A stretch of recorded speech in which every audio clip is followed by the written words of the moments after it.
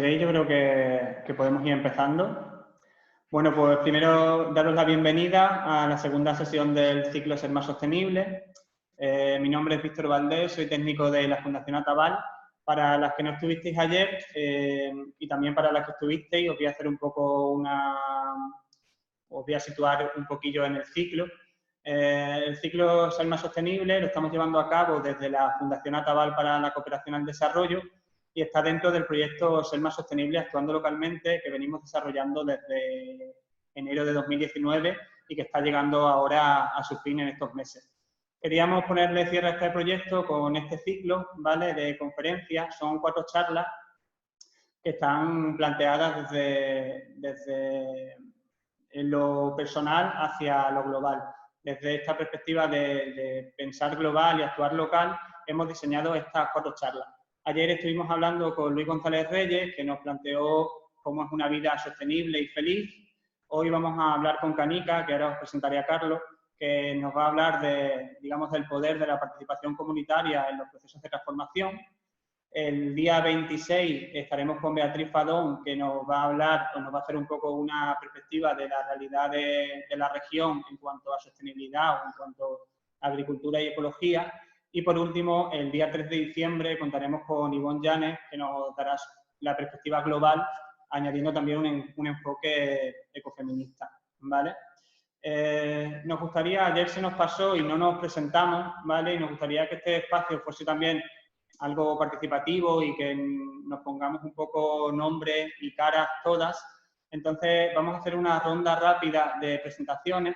Lo único que os vamos a pedir es que digáis cómo os llamáis y cómo os encontráis ahora antes de empezar esta sesión formativa. Entonces también os vamos a pedir que en este momento encendáis las cámaras. Luego, si queréis, cuando empiece Carlos con la ponencia, la podéis apagar de nuevo, pero ahora para que al menos nos pongamos cara a todas las que estamos participando. La dinámica que vamos a seguir, yo me voy a empezar presentando y mencionaré a alguien de la lista de participantes. Esa persona pues enciende el micro y dice cómo se llama y cómo se encuentra antes de empezar la charla, ¿vale? Es fácil, yo creo. Vale, pues lo dicho, yo soy Víctor y estoy algo nervioso antes de empezar esta charla. Y, por ejemplo, pues Eva Herculano, para que se presente ella. Eva, ¿me escucha? Sí, Eva me escucha, le reinicio el audio para que pueda presentarse. Pues no está Eva. Bueno, pues Ana Trejo, por ejemplo, que se presente. A ver si hay más suerte. Bueno, pues voy a ir a lo fácil. Lucía, te presentas tú, a ver si se va animando la gente.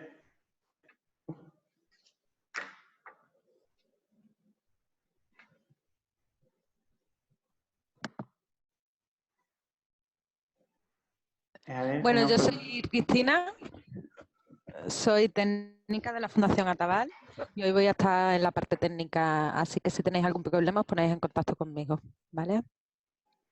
¿Y cómo te encuentras, Cristina? Perdón, es verdad. Pues mucho más relajada que ayer, porque como ayer llevaba la dinámica, así que bien. Vale, menciona a otra persona para que se presente, Cristina. Pues Antonio.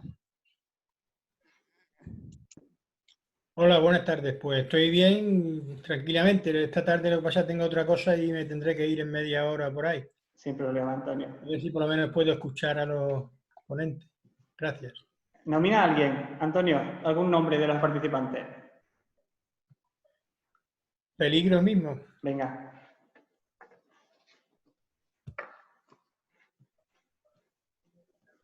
Pues yo soy Peligro, voluntaria de la Fundación Atabal y estoy con muchas ganas de escuchar a Carlos. Estoy muy tranquilita, aunque estoy de guardia, en algún momento si me llama me tengo que tirar. Así que, y nomino a Eva. Bueno, pues yo me llamo Eva. Disculpad que es que no era capaz de quitar el silenciado del audio. Y nada, pues estoy expectante y con ganas de que nos contéis cositas. Nomino a Lucía. Hola, yo soy Lucía y la verdad es que estoy cargada con mucha energía. Nomino a Pedro.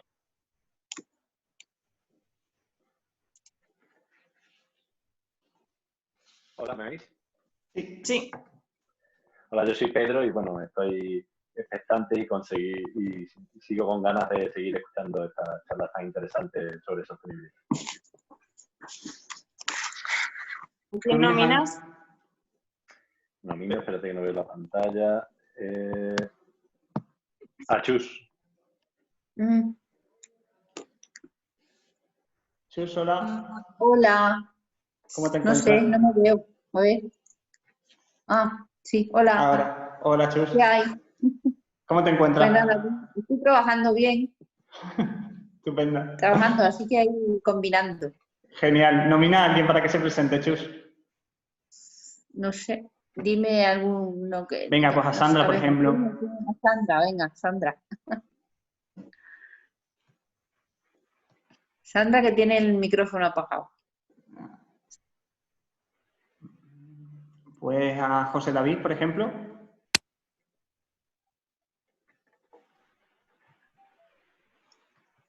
Ahora Sandra. Ahí tenemos a Sandra, perfecto. Perdona, Nada te preocupes. Enhorabuena, equipo, por la sesión de ayer y espero que la de hoy esté igual de bien o mejor. Y bienvenido, Carlos. Dinos algún nombre para continuar. Alguien que haya poca gente, me parece. Lucio ya lo ha dicho, Sí. José David, no lo conozco. Así, a ver si José David logra conectar el audio y si no, pues ya vamos a empezar. Creo que el resto ya se ha presentado, ¿no? Falta Juan y Francisco José. Mira, pues Juan, por ejemplo, si nos quiere decir cómo se encuentra.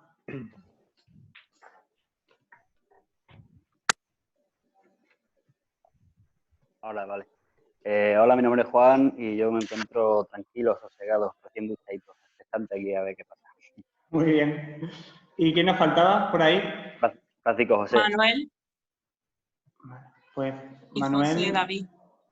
Y José David parece que no tiene, a lo mejor no tiene audio. Manuel.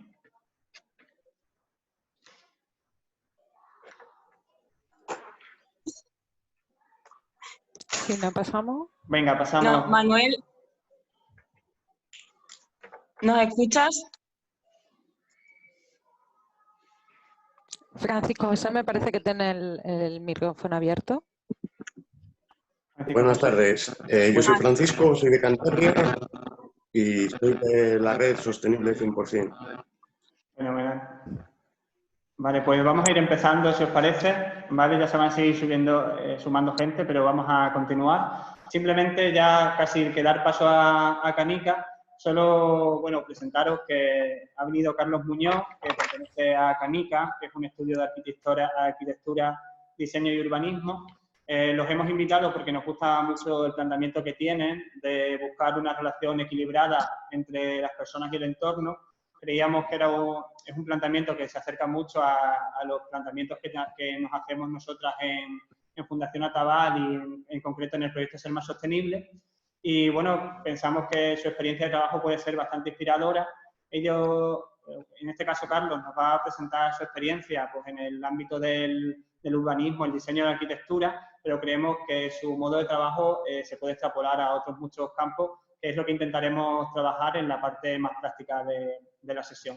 Así que yo ya me callo y dejo a Carlos Muñoz para que os cuente lo que es verdaderamente interesante, que es la sesión que vamos a tratar ahora. ¿Vale? Muchas gracias, Carlos. Vale, gracias, Víctor.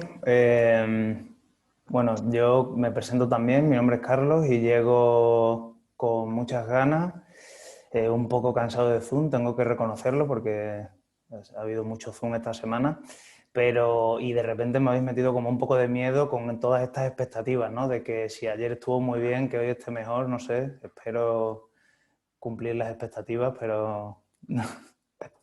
Genera un poco de miedo eso. Sin más, yo daros sobre todo las gracias, ¿no? por contar con Canica para este ciclo, para este huerto de semillas transformadoras. Nosotros, como ha comentado Víctor, intentaremos como mostraros un poco de... No tanto de qué tipo de cosas hacemos, sino, bueno, lo hemos planteado más como por qué hacemos así las cosas, ¿no? Que creo que, bueno, por intentar intentar aportar como alguna semilla a ese huerto, ¿no? Entonces, vamos allá con el reto técnico. Voy a intentar compartir pantalla. Si en algún momento veis que está haciendo la cosa algo raro, pues me comentáis. Vale. Vale, como decía, bueno, como ya nos ha presentado Víctor, a ver. Canica somos un estudio de arquitectura, diseño y urbanismo.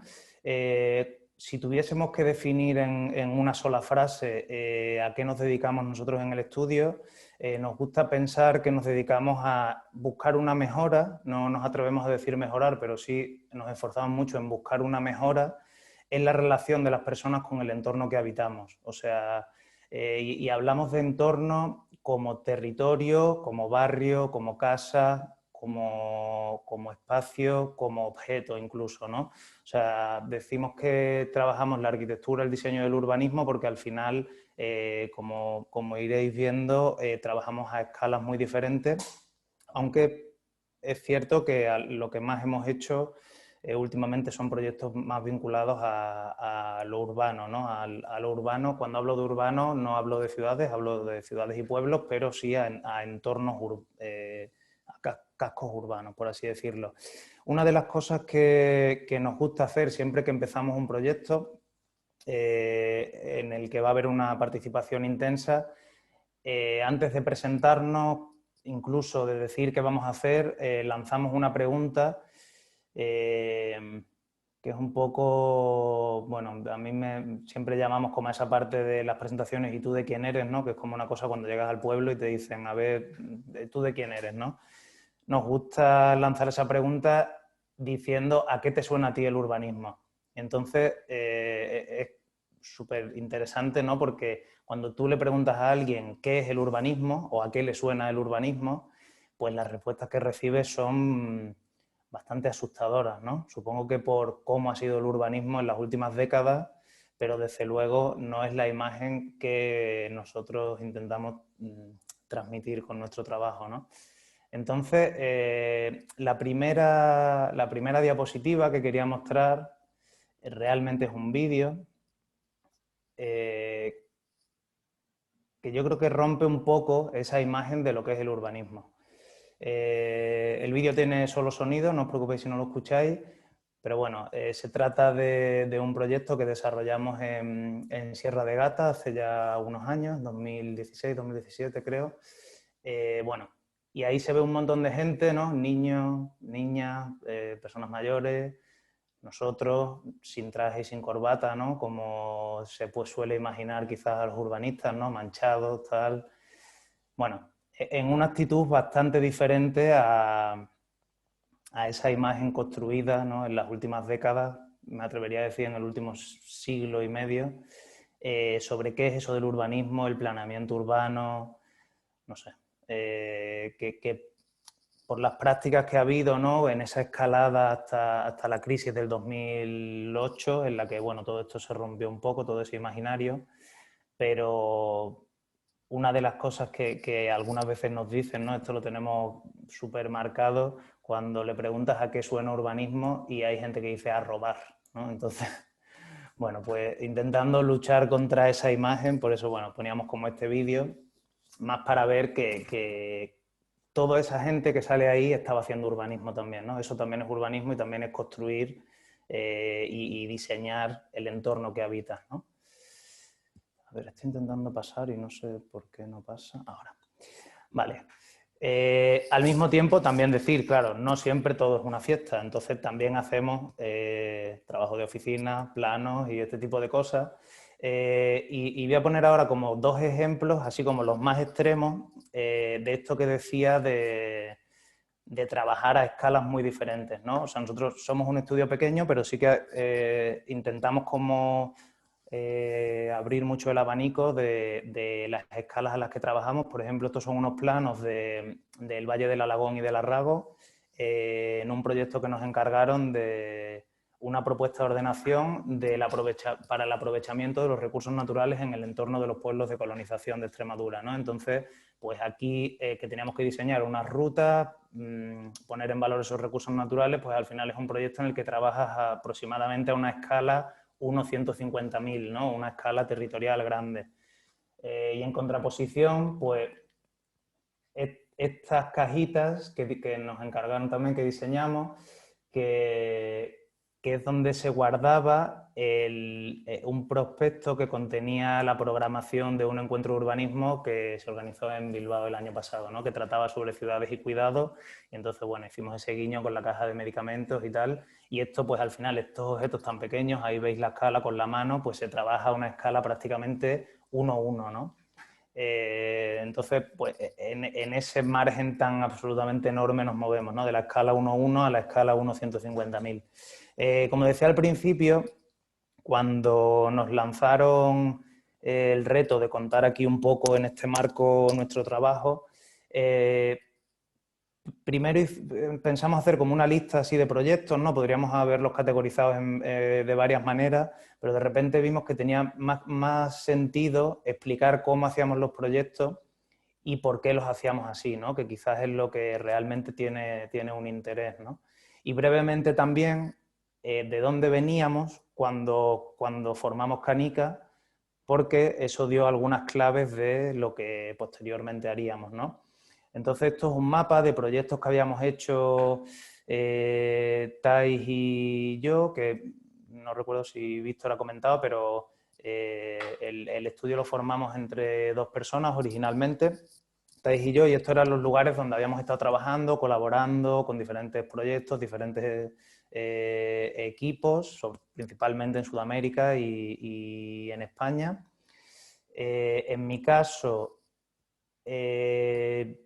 yo creo que la experiencia así como más reseñable, seguramente muchas y muchos lo conoceréis, fue en la Fábrica de Toda la Vida, el proyecto de los Santos de Maimona, en el que la antigua fábrica de cementos abandonada, pues bueno, un grupo de jóvenes recuperamos un espacio para tener un espacio personal de desarrollo personal, pero también de desarrollo laboral, colectivo, bueno, infinidad de cosas, ¿no? El espacio en 2015, que es cuando inauguramos la rehabilitación de la primera nave, ya habían pasado por allí más de 1000 personas y yo creo que lo más interesante de este proyecto es que cuando luego el equipo se recicló, ¿no? Y entró gente nueva, gente más joven, con otras energías y tal, pues han seguido con el proyecto y pues si en 2015 habían pasado por allí más de 1000 personas trabajando, 5 años después estoy seguro que eso se ha multiplicado y bueno, o sea, como me da mucha alegría cuando voy viendo en redes sociales y tal que siguen haciendo un montón de cosas, actividades, teniendo reconocimiento, etcétera. El proyecto, pues bueno, estaba muy atravesado por esa perspectiva de lo social, ¿no? Esa gestión social del patrimonio, esa apertura de un espacio para toda la comunidad y la autoconstrucción también, ¿no? Era uno de los pilares fundamentales en el proyecto de la fábrica. Y en el caso de Thais, ella desarrolló una experiencia bastante grande en bioconstrucción en Sudamérica, principalmente trabajando con Johan van Lengen, que si hay gente vinculada al mundo de la bioconstrucción lo conocerá por el famoso libro del arquitecto descalzo. Y bueno, igual ella pues, estuvo desarrollando allí numerosos proyectos de construcción comunitaria, autoconstrucción, vinculado también al fin y al cabo a lo social, ¿no? Trabajan mucho con comunidades indígenas, recuperación de técnicas tradicionales, etcétera. Y entonces, bueno, de todo ese batiburrillo de cosas, a principios de 2016 decidimos como intentar crear una respuesta profesional a todas esas iniciativas que a veces habían sido más por activismo, a veces habían sido más, bueno, por aprendizaje, etcétera, darle una forma profesional a eso, ¿no? Y intentar como unificar todo este interés por la autoconstrucción, por los procesos colaborativos o participativos, por también ponernos el reto de decir, vale, esta profesión que tenemos puede hacerse o no puede hacerse desde una mirada social, ¿no? Y ese fue como el reto que nos plantamos. Y también nos dimos cuenta que si queríamos abordar todos esos proyectos que os decía, ¿no? Como es ese abanico tan amplio de proyectos, pues era indispensable trabajar en red. Entonces, bueno, pues ahí, por ejemplo, hay algunos de los equipos con los que hemos ido trabajando, faltan algunos seguro, para irnos enriqueciendo, ¿no? y ir pudiendo abordar todo lo poliédrico que son los proyectos, ¿no? Desde diferentes caras, acompañándonos de gente experta en esos campos. Esta foto, por ejemplo, bueno, nos gusta porque quizás nos gusta porque nos recordamos como aquel momento, la foto a lo mejor no dice tanto, pero bueno, ahí se mezclan Thais y yo, que estábamos dirigiendo ese proceso, con Segundo Asalto, el equipo de Badajoz, que seguro también os suena, que estaban colaborando en una de las sesiones, la colectiva Errante de Plasencia, Pastrana Lab de Almendralejo, que es quien hace la foto. Pasaban por allí nuestras amigas de Bioconstrucciones Prefabricadas y se pasaron ese fin de semana a echar una mano, aunque no estaban participando en el proceso, algún familiar, vecinos y vecinas. Entonces, bueno, esa mezcla de gente creemos que es uno de los ingredientes principales para enriquecer los proyectos. Entonces, bueno, repetía, ¿no? Porque al final está un poco como contextualizando cómo trabajamos, ¿no? Y por qué trabajamos así. Pues intentando englobar un poco todo lo que habíamos hecho estos años, nos ha parecido que Canica podría ser una especie de mesa que se sostiene en 4 patas, ¿no? En la inclusión de nuevas perspectivas o otras perspectivas. Otras, en la segunda acepción del diccionario, que es la que nos gusta, es como nuevas, ¿no? Como otras miradas, otras perspectivas. La participación ciudadana, la autoconstrucción y algo como genérico que hemos englobado en pedagogía e investigación. Y luego estas otras nuevas herramientas y este código abierto, bueno, creemos que atraviesan o intentamos que atraviesen todos los proyectos que realizamos.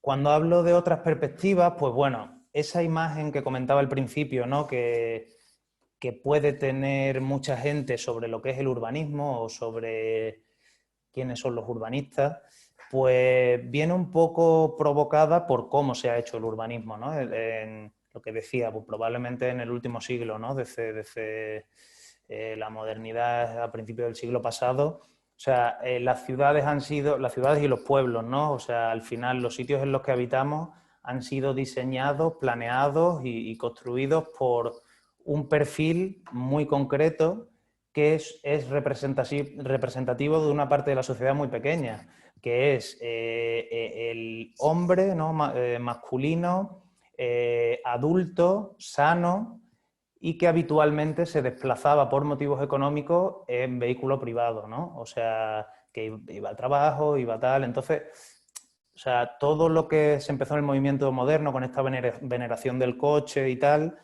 pues ha generado un tipo de espacio público, un tipo de pueblos, un tipo de ciudades que responde a un 15, un 20% quizás de la población, pero hay mucha otra gente que tiene otras necesidades y que no están siendo respondidas por esos sitios, ¿no? Entonces, la inclusión, por ejemplo, de la infancia nos parece indispensable, ¿no? Porque, claro, ¿cuál es uno de los enemigos principales de la infancia? La inseguridad, ¿no? El coche probablemente sea uno de los grandes enemigos de la infancia en el espacio público. Pues si tenemos en cuenta que las ciudades han sido, o los sitios en los que vivimos han sido pensados para el coche, evidentemente no están respondiendo a las necesidades de la infancia. Entonces, bueno, estas fotos son de una línea de proyectos que tenemos que se llama Urbanismo e Infancia, que hemos desarrollado con centros escolares. Hasta ahora hemos podido desarrollarlo en Mérida, en Badajoz, en Tenerife y en Bilbao.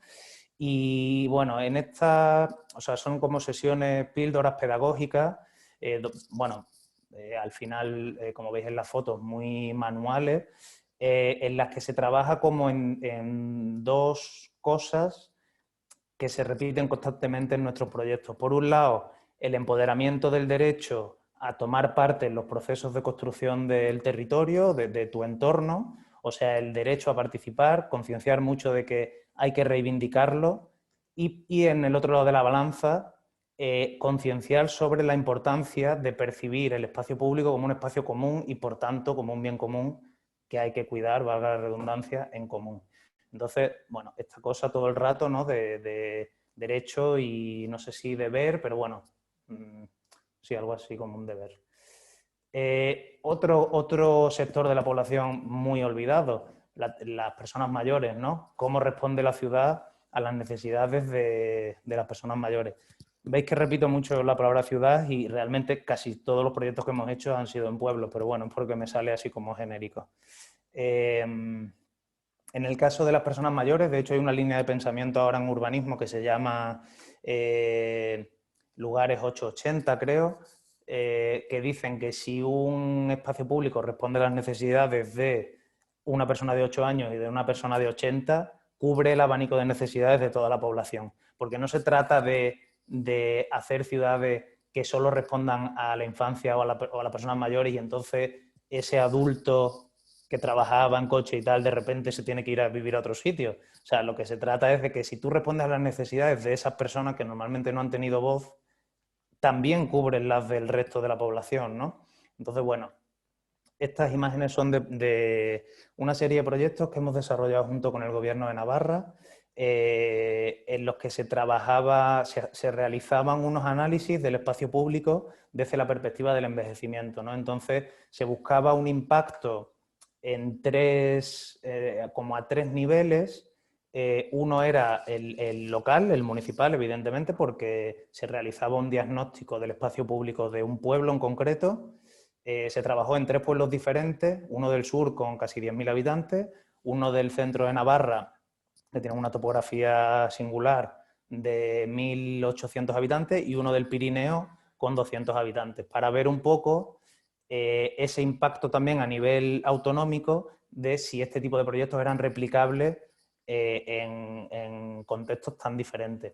Entonces, se buscaba un impacto a nivel municipal, que era ese análisis que daba como resultado una herramienta de gestión urbana para el ayuntamiento, el impacto a nivel autonómico y uno de los que nos parece más importante, que es el impacto a nivel personal, que es como ese cambio de mirada, ¿no? Como de repente cuando incluyes a gente en el diálogo sobre la construcción de su entorno, es como muy emocionante ver cómo después de un par de sesiones, de 3 sesiones, la gente se empodera de la terminología, la gente llega a las sesiones diciendo, pues llevo 80 años viviendo aquí y no me había dado cuenta de que hay un bordillo en tal sitio y que por eso te tropiezas, o sea, no sé, que al final despiertas la mirada y se genera como un cambio a nivel individual muy interesante, ¿no? Y pasas un poco de la protesta individual, de quejarte de qué está mal en mi calle o en mi puerta,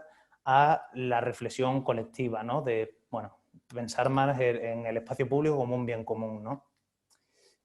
Bueno, esto, por ejemplo, son los resultados de uno de los pueblos, ¿no? Al final, haces un trabajo con participación ciudadana y luego, en paralelo, un trabajo técnico de recoger todo ese pensamiento y buscando un poco, bueno, esa sostenibilidad económica, es decir, las inversiones que se hagan desde el ayuntamiento que vayan enfocadas a realmente las necesidades, ¿no? A lo que la gente está demandando o necesitando. Entonces, bueno, pues se habla de accesibilidad, de seguridad, bienestar y confort, equipamientos urbanos, gestión y regulación o edificios y servicios públicos, ¿no? En este caso concreto.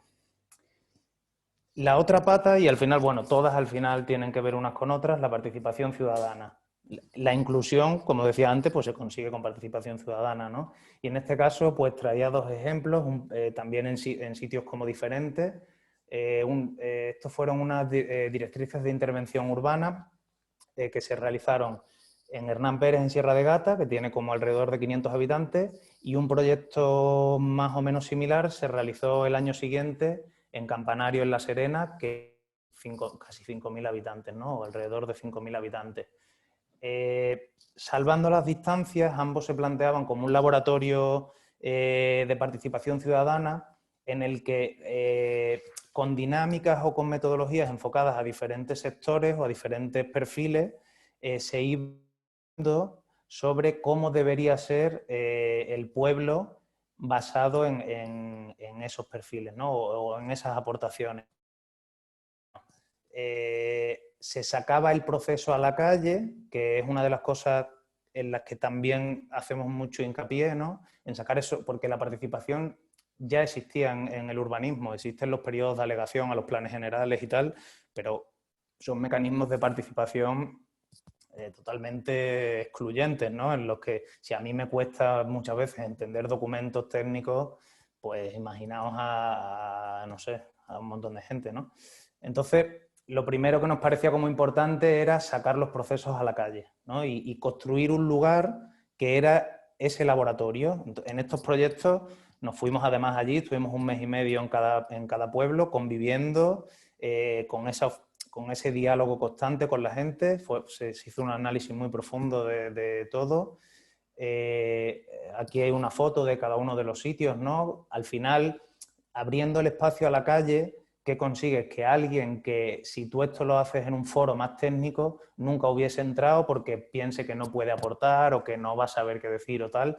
Y si estás en la calle, pues fomentas que si alguien pasa por ahí de casualidad, pues bueno, pues ¿qué se está haciendo aquí? ¿Qué tal? ¿Qué? Bueno, no sé. Y quizás se queda o quizás dice, pues este tema no me interesa, pues también es lícito, no a todo el mundo le tiene que interesar, pero sí todo el mundo creemos que tiene que tener la oportunidad de decidir si le interesa o no.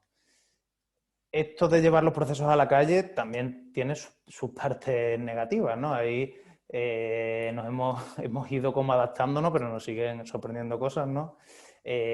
Por ejemplo, en Extremadura, en verano, pues un proceso en la calle, pues te pasa lo de la foto de arriba a la derecha, ¿no? Que está todo el mundo ahí como las ovejas, escondido en la sombra porque era imposible estar allí. Entonces, pues para el año siguiente aprendimos y sacamos el proceso, hacíamos el proceso a la hora del fresco.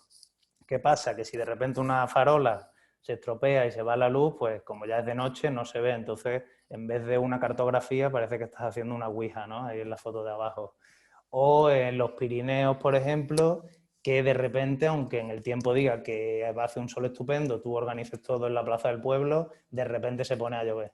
Entonces esto fue muy gracioso porque nosotros se puso a llover y dijimos, bueno, lo dejamos para la semana que viene, o sea, no hay ningún problema, tal, repetimos. La gente estaba tan motivada que le pidió permiso a la dueña del Ultramarinos de la plaza y se metieron allí con las mesas y ahí los tenéis trabajando entre los congelados y la fruta.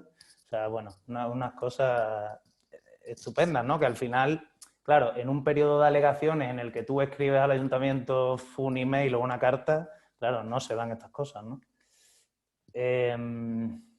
Y bueno, aquí voy a pasar rápido, pero bueno, fotos de esas dinámicas, ¿no? Ahí veis a Segundo Asalto trabajando con la infancia en Hernán Pérez, a la gente del GERTE, de la Factoría Lúdica, trabajando en Campanario, sesiones solo con mujeres, ¿no? También incluyendo la perspectiva de género en el urbanismo, como... O sea, es sorprendente que al final hablábamos de la infancia y de los mayores, pero es que las mujeres, que es la mitad de la es más de la mitad de la población, no ha estado históricamente representada en las decisiones urbanísticas, ¿no? Entonces, bueno, súper importante tener esa perspectiva. Con la gente de Underground Arqueología, por ejemplo, trabajando con mecanismos de mapeo in situ, rutas en las que ibas detectando directamente en cada lugar pues esas afecciones o esas cosas que habría que mejorar. Y en paralelo, igual que pasaba en los anteriores proyectos, todo un trabajo técnico que hace que tú estás haciendo un proceso experimental, incluyendo a la gente y tal, y al mismo tiempo estás haciendo un trabajo de oficina intenso que acaba generando un documento técnico para el ayuntamiento, o sea, una herramienta de gestión urbana que en nuestra opinión es muy útil y que tiene un pro y un contra principalmente. El pro es que es una herramienta mucho más ágil que los instrumentos oficiales del planeamiento, que tienen unos cauces muy lentos, hay planes que tardan en aprobarse 15, 20 años, esto se hace en 1 año aproximadamente, entonces eso es una cosa muy buena. ¿Cuál es la contra? Que efectivamente no es un instrumento oficial de planeamiento y por tanto no es de obligado cumplimiento. Entonces queda un poco a expensas de que el ayuntamiento decida tomarlo como su hoja de ruta para actuar o no. Y nosotros también incidimos mucho en que el resultado técnico de esto no es solo lo que nosotros pensamos, es lo que toda la gente ha aportado. Entonces, la gente tiene que tener este documento como una herramienta reivindicativa también. O sea, si tú has estado participando 1 mes y medio, echando un montón de horas en pensar en ese común que es el espacio público, luego tú tienes derecho a ir con esto y decir, oye, que dijimos que las inversiones prioritarias eran estas y no estas. O sea, también como apoderarte casi, o no sé si empoderarte o apoderarte sea la palabra, de ese documento como tu derecho a reclamar, ¿no? Vale. La autoconstrucción. Como os decía, ¿no? Por las experiencias previas que teníamos, los proyectos en los que habíamos estado participando, muchos estaban atravesados por esto, ¿no? Esta idea de construir en colectivo, de incluir otra vez, ¿no? La inclusión que decíamos al principio, de participar no solo en reflexionar y en analizar, sino también en mejorar, ¿no? el espacio y el entorno. Por suerte, estos pros y contras que decía antes, muchas veces el ayuntamiento sí se hace cargo de esa hoja de ruta y decide de repente emprender algunas de las acciones, ¿no? En este caso, por ejemplo, en Hernán Pérez, el año siguiente de hacer aquel proceso, el ayuntamiento consiguió medios para intervenir en un espacio que se había detectado como un espacio un poco residual por el tratamiento que tenía, pero en una posición muy interesante porque estaba entre el colegio, la residencia, la Casa de la Cultura, muy cerca de la carretera, que es como el sitio de paso, y sin embargo pues era un sitio como anódino, sin ningún tratamiento especial. Entonces, pues en unas jornadas de autoconstrucción se incluyó como un mobiliario, sombra, se le dio un tratamiento al pavimento que con muy pocos medios, pero de repente tú ya llegabas ahí y veías que no era una calle trasera, sino que ahí estaba pasando algo. Y luego, bueno, consideramos que la participación en estos procesos es una cuestión más de actitud que de capacidades, porque si tú sabes soldar, puedes ayudar o participar soldando, pintando o trayendo unas aceitunas para cuidar de ese espacio de trabajo común que también necesita de cuidados, ¿no? Y que el ingrediente para que estos procesos funcionen, el cuidado es muy importante. Entonces, todo el mundo puede aportar y todo el mundo puede participar, por supuesto. Bueno, ahí veis como el resultado, ¿no? Esos bancos, esa pintura, son intervenciones muy humildes, con muy pocos medios. Es lo que se llama urbanismo táctico, lo habréis estado escuchando, ¿no? Porque últimamente ha salido mucho en medios de comunicación, todas las intervenciones que están haciendo en Barcelona. Pues bueno, 2 o 3 años antes ya un pueblo de Sierra de Gata lo estaba haciendo. O este otro ejemplo, ¿no? En el Pirineo también, en Burgui, después de hacer ese análisis, ese proceso, se vio que una de las problemáticas gravísimas que había era que ya no tenían plaza del pueblo porque se había convertido en un parking. Pues bueno, pues también con pocos medios, con tratamientos de pintura, construcción de mobiliario, introducción de vegetación en ese lugar, pues bueno, se pasó de esto que veis a la izquierda, ¿no? Que era un parking, a una plaza. Pues bueno, dignificas un poco el lugar y si funciona, porque es lo bueno del urbanismo táctico, si funciona puedes acabar haciéndolo, o sea, de repente haciendo una inversión en cambiar el pavimento o una inversión de más envergadura para fijar esas modificaciones, ¿no? Como decía antes, ¿no? Cualquier persona puede aportar en estos procesos. En este caso no se trata de un espacio público, era un colegio, pero nos lanzaron un poco el reto dentro de un proyecto más grande que se llama el Cartoki, que dirige Tipi, un estudio de compañeras, y nos lanzaron el reto de transformar los deseos o las mejoras que habían prototipado en la comunidad educativa, ¿no? El alumnado, en una intervención real, ¿no? Con materiales y que además pudiesen participar en la construcción. Entonces, bueno, se construyó un mobiliario, al final generando como un entorno de trabajo seguro. O sea, los niños, las niñas, personas de cualquier edad pueden trabajar con herramientas, no hay ningún problema. Bueno, estas son más fotos. Y la última, la cuarta pata, es este saco un poco en el que metemos todo lo que tiene que ver con pedagogía e investigación.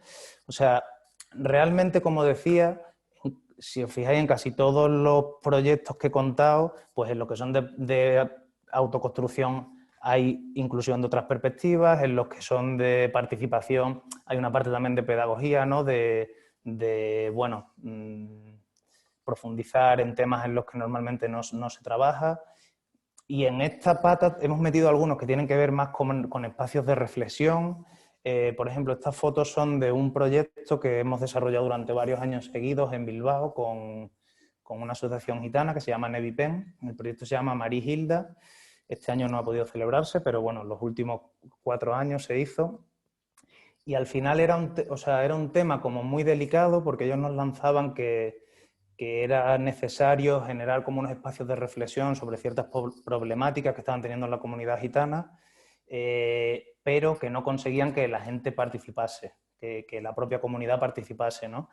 Y entonces, bueno, pues le dimos como muchas vueltas. Al final hemos trabajado temas como el rol de la mujer en la comunidad gitana, cómo afecta según qué decisiones urbanísticas a la integración o la falta de integración de la comunidad, cómo se enfrenta el envejecimiento en la comunidad gitana, que este tema fue súper interesante.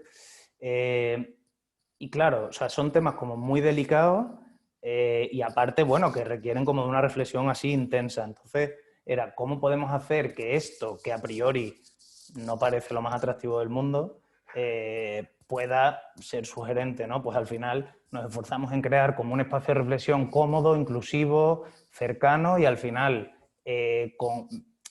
generando más que un foro, un debate, yo qué sé, lo que creamos era una mesa. Alrededor de la mesa, como eran temas que se te podían atragantar, pues bueno, pues te ponías una copita de vino o lo que sea y así se te atragantaban menos los temas, ¿no? Y la verdad que los resultados cada año han sido como mejores, cada vez más participación y bueno, ha sido como increíble. Y luego, y ya voy como terminando... Perdona. Eso, sí. Últimos minutillos, ¿vale? Siento cortarte, sí. Pero últimos Tranquilo, minutillos. Lo tengo aquí el cronómetro, Fenomenal. Lo llevo clavado. Perfecto.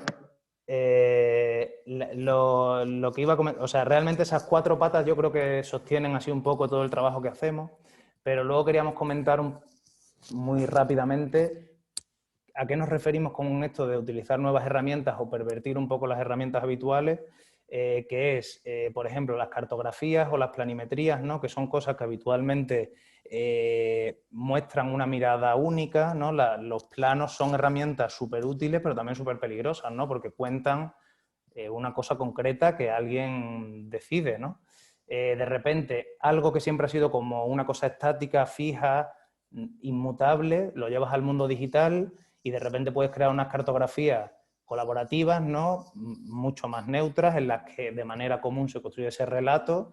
Entonces, bueno, esta cosa del mapeo colectivo lo hemos utilizado mucho porque creemos que es como muy potente y últimamente también hemos utilizado esta cosa de, al contrario, de llevar cosas que habitualmente están en el mundo digital, llevarlas al mundo de lo físico, ¿no? Y esto del Big Data, que también suena mucho, ¿no?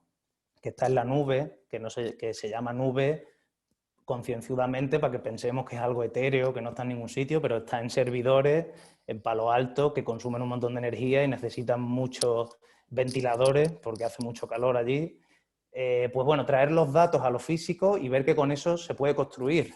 Y hay gente dedicándose a lo que llaman ahora arquitectura de datos.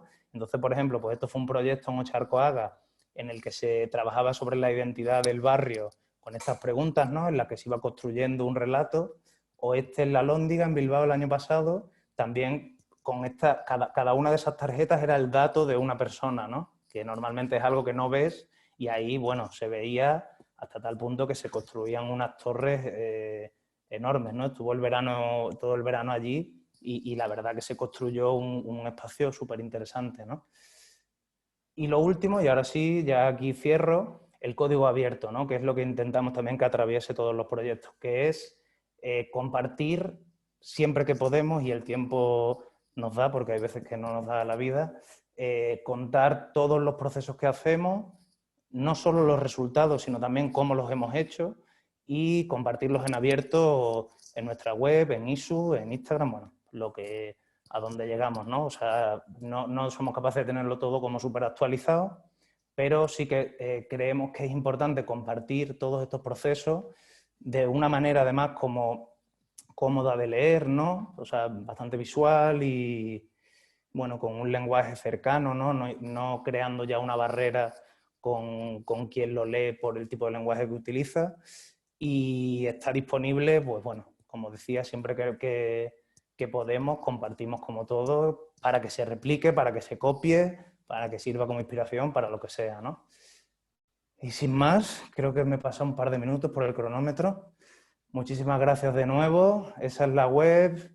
El Instagram, cuando podemos, también lo actualizamos. Tampoco no tenemos mucho tiempo. El email para cualquier cosa. Y estaremos encantados de profundizar en algunos proyectos. Hemos pasado muy por encima, pero sin más, ha sido un placer. Pues muchísimas gracias, Carlos. De verdad ha sido muy interesante. Vamos a ir empezando con ese turno de intervenciones, si te parece. Vamos a dedicarle a ello unos 10, 12 minutillos. Vamos a detener. Ahora sí os pediría a las participantes, si queréis, encender la cámara para que este momento de conversación pues sea como más personal, ¿vale? También ayer lo hicimos un poco, bueno, Cristina, mi compañera, fue leyendo las preguntas, pero pensamos que es más interesante si las propias participantes os dirigís a Carlos con total naturalidad. Así que si tenéis alguna pregunta que queráis hacerle, pues las podéis ir lanzando. Si lo podemos hacer de manera orgánica, si no se acumulan, y si no, bueno, pues ya voy moderando yo las preguntas. Ha estado súper interesante, Carlos.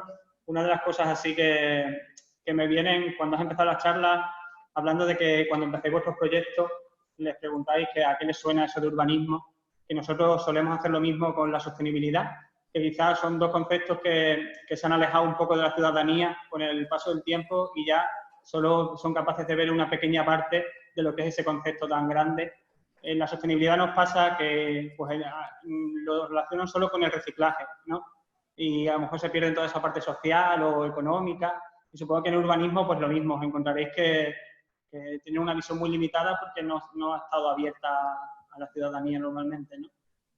Claro, imagínate, o sea, si los procesos habitualmente, como decía, o sea, la participación, hay veces que te dicen, no, si siempre se ha podido hacer participación en el urbanismo, ¿no? Los periodos de alegación existían por ley, pero claro, imagínate qué tipo de participación, o sea, es que yo nunca he hecho una alegación en plan, no sé, entonces me imagino que poca gente o gente como muy involucrada o con un conocimiento muy técnico se mete en eso.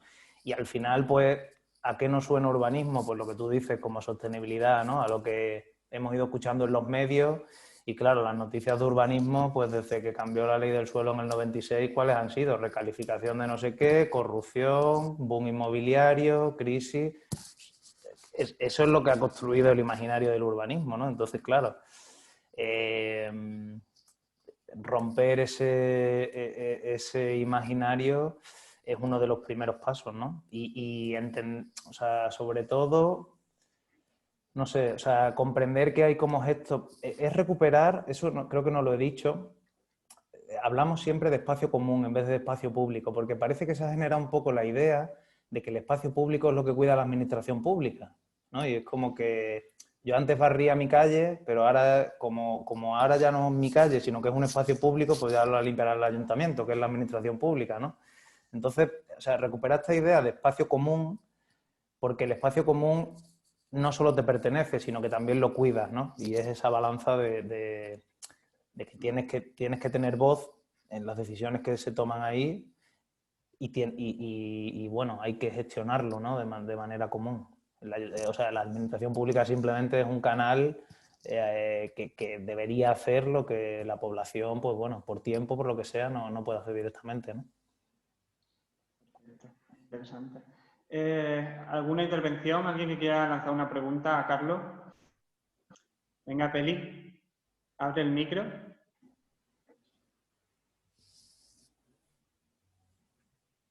A ver. ¿Ahí? ¿Ahora, Peli? Sí, sí. Bueno, me ha resultado interesantísimo, Carlos, pero te quería hacer una pregunta claro, la participación para que se pueda modificar el urbanismo de una zona que no consideramos muchas veces nuestra, por lo que tú has estado comentando, ¿no? Bueno, pues si esto está sucio, da igual, que venga a barrerlo el ayuntamiento, o sea, al conseguir esa conciencia comunitaria de que esto es tuyo y de que si tú puedes participar en mejorar eso, lo cuidarás mejor, ¿no? Eso es un poco...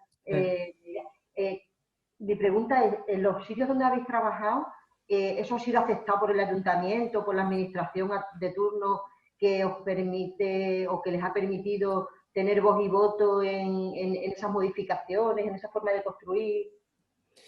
Pues claro, depende mucho, o sea, nos hemos encontrado con todo. O sea, nos hemos encontrado, por ejemplo, con proyectos que promovía el gobierno autonómico, que el ayuntamiento recibía un poco como un regalo que caía, no había sido como una demanda directa, y que luego, según lo que saliese, si le interesaba o no, lo asumía o no.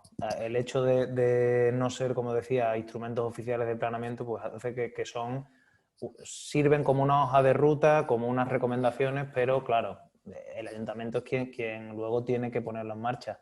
Por nuestra experiencia, la verdad que no hemos hecho ese cálculo, lo estoy haciendo ahora, pero diría que en el 60-70% de los casos el ayuntamiento tiene una voluntad de continuar con esas dinámicas. O sea, diría que en 3/4 partes de los proyectos que hemos realizado hasta ahora, el ayuntamiento ha cogido ese testigo, sobre todo porque la gente, claro, es que al final se da como este proceso como en los dos ámbitos, ¿no? El ayuntamiento se da cuenta de que la participación no es un peligro, que en muchos sitios es que como ya habrá aquí el buzón de sugerencias, va a venir la gente a poner la carta de los reyes, ¿no?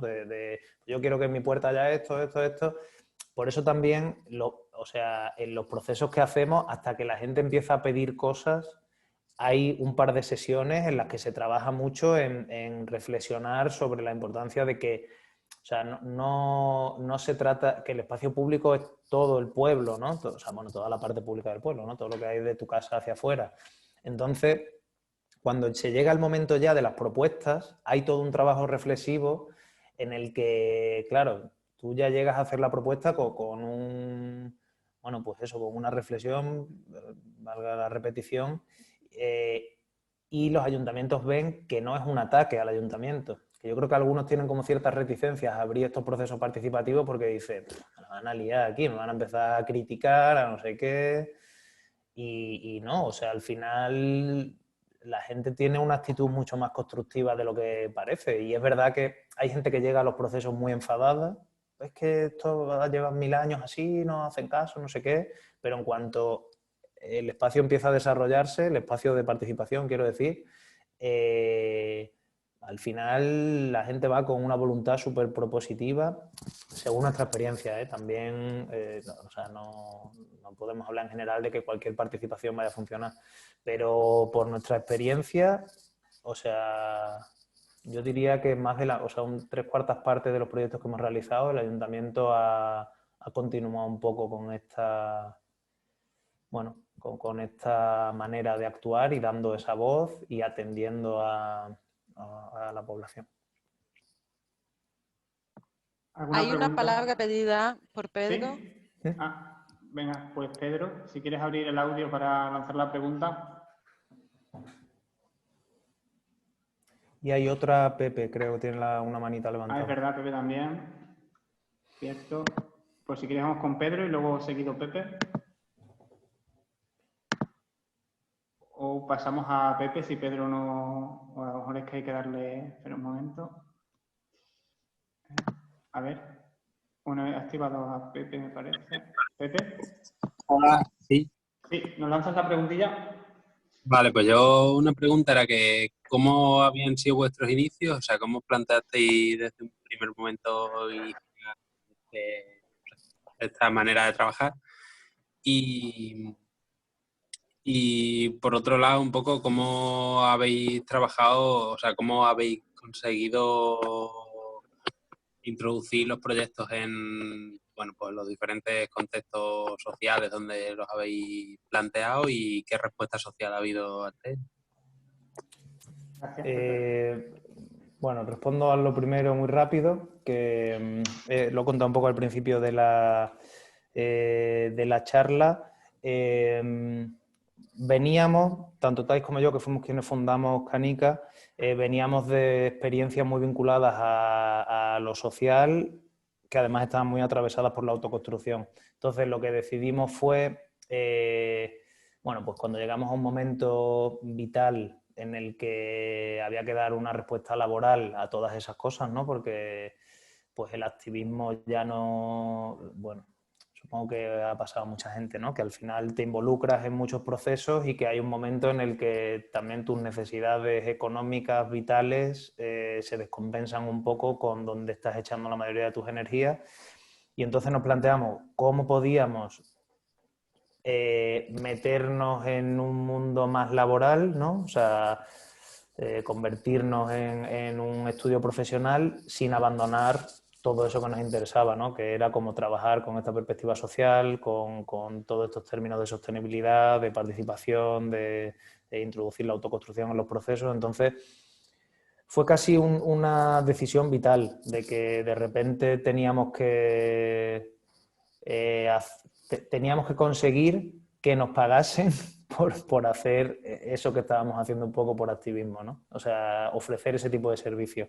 Y ahí conecto con la segunda, ¿no? Que es cómo introducimos estos procesos en los contextos. No sé si he entendido bien la pregunta, pero si te refieres a cómo conseguimos que, por ejemplo, un ayuntamiento nos llame o una administración pública nos llame, hay mucha parte de dar la chapa, o sea, empezamos llamando puertas, ¿no? Y pidiendo reuniones y diciendo, creemos que esto se puede hacer, creemos que esto tiene interés, creemos que aquí podría encajar este tipo de proyectos. Si llamamos a 200 puertas, se abrieron 3. Y luego ha sido un poco, o sea, curiosamente, cuando te decían, no sabes si tu empresa funciona hasta que han pasado 3 años, pues al final sucede. Y es como que, no sé, vas trabajando, de repente un proyecto, el pueblo de al lado lo conoce, el ayuntamiento te llama y se va haciendo ahí una bola que se te va un poco ya de tu control. Y por suerte, como que la bola ha seguido creciendo y al final, pues bueno, de unos proyectos han llegado a otros. Sí que es verdad que hemos hecho el esfuerzo de abrir como otros territorios, ¿no? A Navarra sí que fuimos como a llamar a la puerta porque ellos conocían el proyecto de Sierra de Gata, nos pidieron una reunión y a partir de ahí, pues bueno, como que les convencimos de que sería bueno trabajar, tal. Y hicimos unos proyectos con el gobierno de Navarra y a partir de ahí luego ayuntamientos nos han llamado directamente. O sea que la primera entrada es un poco pues echándole cara y solicitando reuniones y un poco lo mismo que hemos contado aquí hoy, ¿no? Esta charla de por qué creemos que hay que hacer las cosas de otra manera, pues contándole eso, hay gente más permeable que entra en la idea y se anima como a hacer algún experimento. Siempre hemos hecho, casi siempre con las administraciones que hemos trabajado, hemos empezado por proyectos muy pequeñitos, porque no se fían mucho, ¿no? Dicen, sí, esto que me cuentas suena muy bien, pero esto a ver cómo lo hacemos. Entonces, pues bueno, con experiencias pequeñitas que si funcionan luego se van haciendo más grandes. Y, o sea, como digo, esta segunda parte no sé si había entendido si esa era tu pregunta.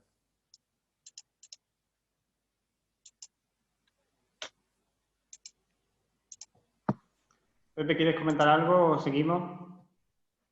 Vamos a ir cerrando. Si quieres, Pedro. También Pedro primero. ¿Quién? Pedro primero. Y Lucía. Sí. Vale. ¿Me oís? Sí. Sí. Vale. Yo decía que, bueno, escuchándote hablar de este urbanismo participativo que vosotros trabajáis, lo veo muy vinculado a que en los ayuntamientos hubiera también unos presupuestos participativos. No sé si habéis trabajado con algún ayuntamiento que los tuviera o que se estuviera planteando meter en sus presupuestos una parte que fuera decidido por la ciudadanía, porque lo veo muy interesante para que las propias vecinas pudieran aportar proyectos que vincularan un urbanismo más adecuado a sus necesidades. Pues muy interesante la pregunta porque hemos trabajado curiosamente con algunos ayuntamientos que habían implementado ya presupuestos participativos sin hacer como este trabajo de pedagogía participativa. Entonces, ¿qué pasaba? Que llevaban varios años en los que simplemente era alguien alguien más activo y tal lanzaba una propuesta, se votaba y la que más se votase es la que se realizaba, ¿no? Se sacaba una partida económica y el presupuesto que más gente votase era el que se hacía. Claro, si no hay como una cultura de la participación y una conciencia de que los presupuestos participativos son presupuestos públicos y por tanto deberían ir para abordar problemáticas de lo público, pues nos ha pasado curiosamente de algunos ayuntamientos que lo estaban haciendo y que habían dejado de hacerlo porque al final era como, no, es que 3 años seguidos solo la asociación de no sé qué solicitaba algo, lo votaban entre ellos y al final como que se pervertía un poco, ¿no? Y nos ha pasado o sea, en otro extremo, además que lo entregamos la semana pasada, una vecina de un pueblo que por redes había visto el tipo de proyecto que hacíamos, en su pueblo había presupuestos participativos, pero igual llevaban 2 o 3 años en los que se habían hecho cosas que, bueno, ella veía que no parecía que mejoraban mucho lo público, y entonces nos ha pedido ayuda para ella presentar a esos presupuestos participativos una propuesta basada en este tipo de trabajo. Entonces le hemos ayudado a redactar y a elaborar esa propuesta y creo que la semana que viene la presentará. Si la gente la vota, pues será esa la que salga.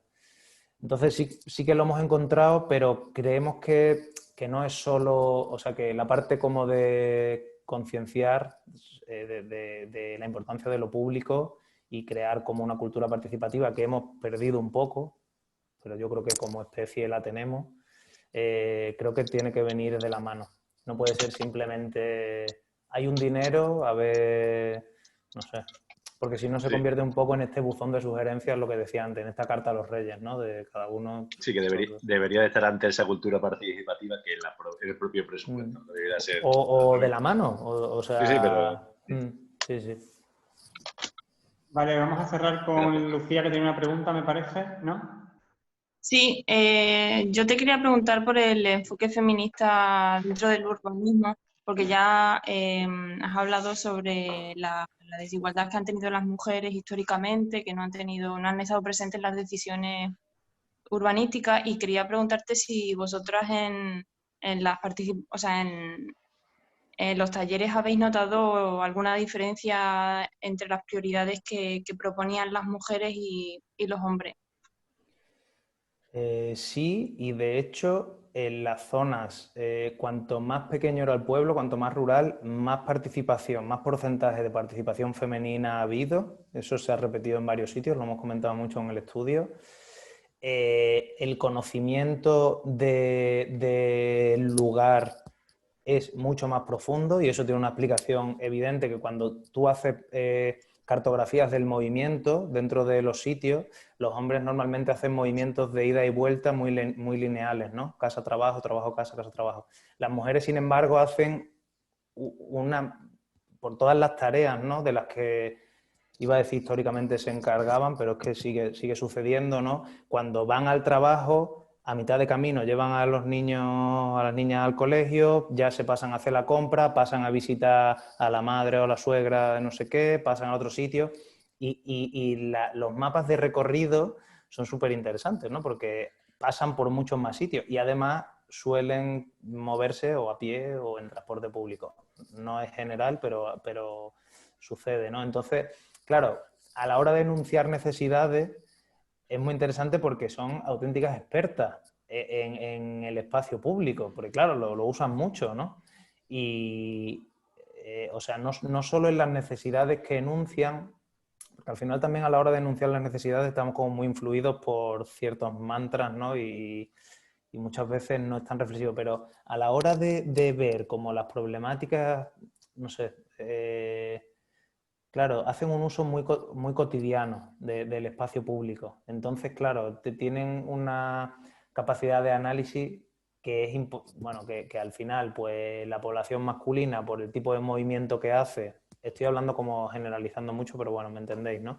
De esto de casa al trabajo y tal, y no encargarse de los desplazamientos del cuidado, pues se pierde, ¿no? Y incluso nosotros como técnicos también, o sea, por mucho trabajo de campo que haga, hay un montón de afecciones urbanas que solo ves si usas el espacio de manera cotidiana, ¿no? O sea, yo qué sé, pues es que a las 6 de la mañana tal calle, como le da la sombra, se hiela y te resbala. Pues claro, si tú no has hecho justo el trabajo de campo a esa hora, eso está escapado.